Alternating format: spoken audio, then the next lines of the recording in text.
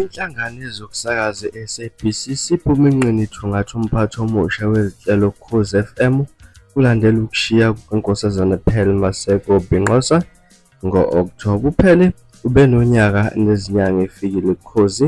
USulu wajoyina uMnyango Wezokubusa ngokubambisana nabezindaba zomdabu kuzwelonke njengomkhulumeli kaNgqongqoshe uVelenkosini Ihlabisa. I-SABC ikhipha isikhangiso somsebenzi lapho ifuna uzophatha izinhlelo iminyaka emihlanu.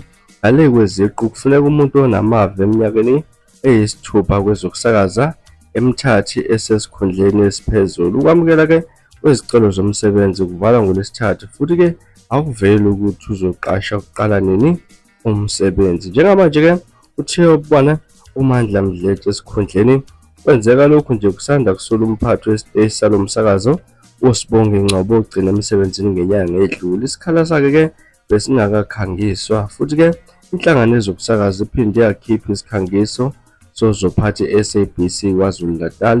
Nakhona ukwamukela kwezicelo kuzovala ngoLwesithathu. Ngase kuthi izona ezihamba phambili la khona i-SABC ithungatha umuntu ozoba umphathi isiteshi okanye umphathi wezinhlelo zomsakazo wabaphambili Ukhozi FM.